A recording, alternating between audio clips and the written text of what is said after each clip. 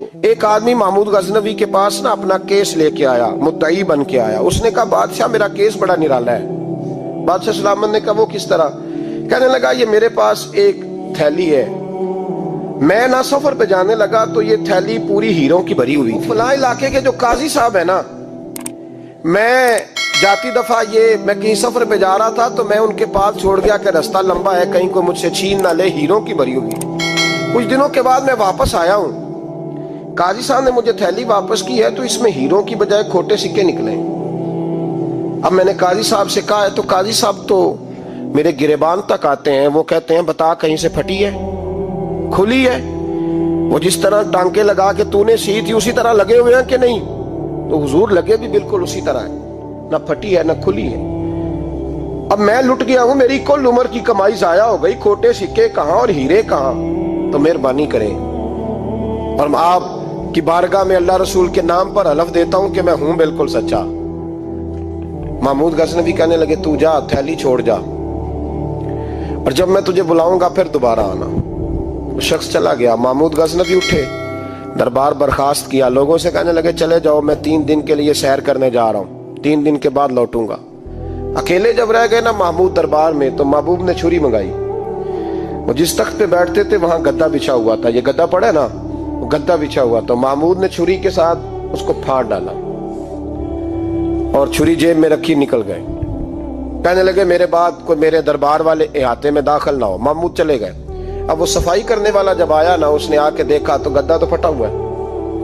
اس نے شور ڈال دیا، پہرے دار بھی آ گئے، فلاں صاحب بھی آ گئے، فلاں صاحب۔ اس نے کہا وہ خدا کے بندو، اس کا گدا پھٹ گیا ہے، وہ تو مار ڈالے گا۔ اس نے کہا تھا سوائے صفائی اور نگرانی والے کے دوسرا آئے کوئی نہ، اور یہاں آیا بھی کوئی نہیں، پہلے دن ہی پھٹا ہوا ہے تو لٹکا دے گا سب کو، کیا کریں؟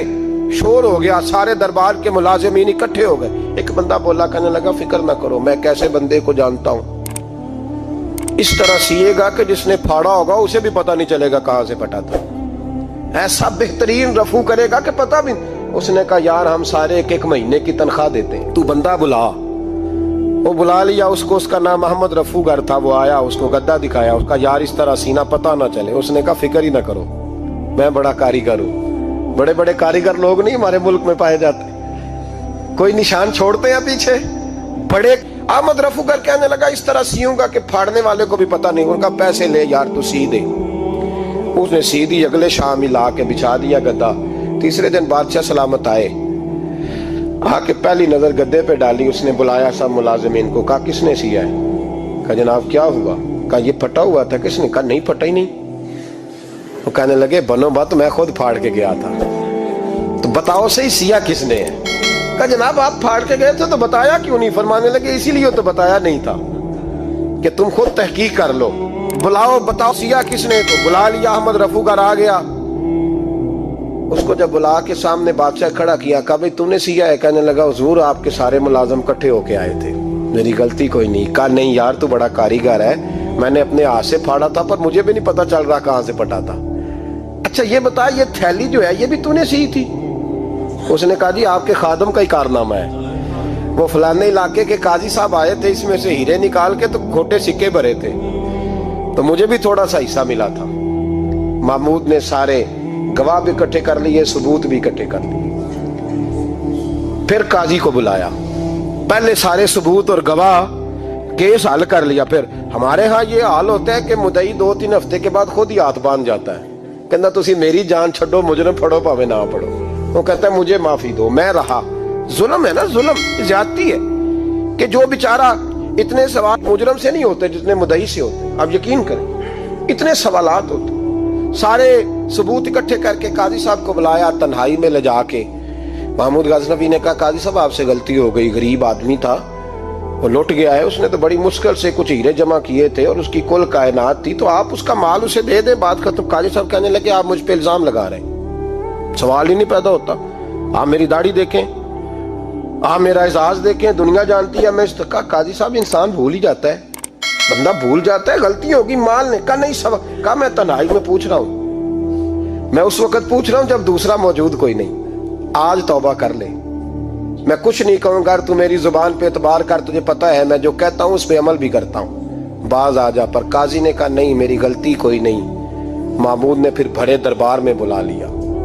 मजमा आम में मोहलत के दिनों में जो तौबा कर ले वो बच जाते हैं, लेकिन लोग रुस्वानियों के दिनों में फिर वापस लौटते हैं अगला घर देख के, फिर हालात और तरह के हो चुके होते हैं। जब बड़े दरबार में काजी को बुलाया, भाई तू मानता है कि नहीं? उसने कहा नहीं।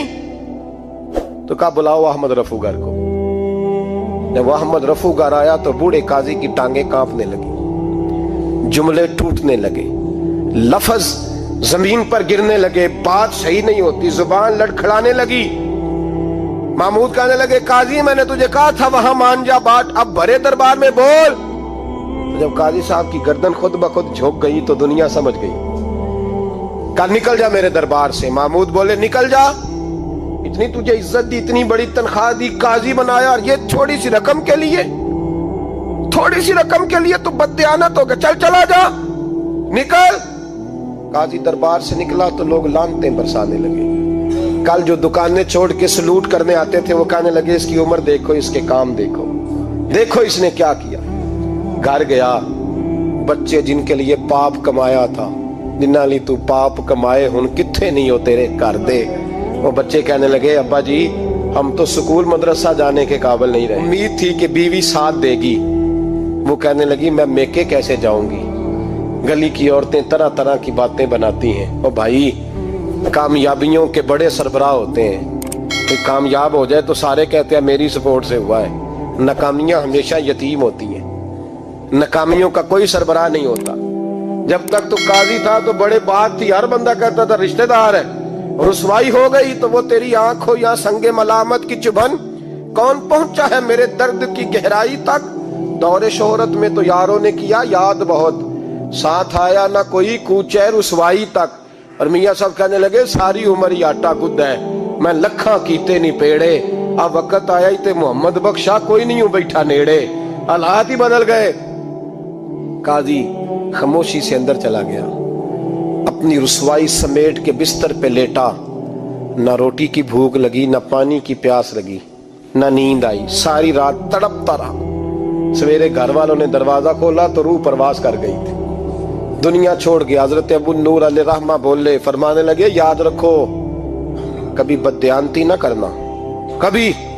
ये तो महमूद गजनवी की अदालत थी, कयामत में रब करीम की अदालत लगेगी। और फरमाया वहां तो गवाही देने वाला अहमद रफूगर था, कयामत में तो तुम्हारे अपने हाथ पैर गवाहियां देंगे, हमारा अपना वजूद गवाही देगा। और फरमाया यहाँ तो लानते दुनियादार बरसाते थे, वहां फरिश्ते होंगे। और काजी को तो मौत आ गई थी, कयामत में तो दोबारा मौत भी कोई नहीं आएगी, वहां तो रहना है और सहना है।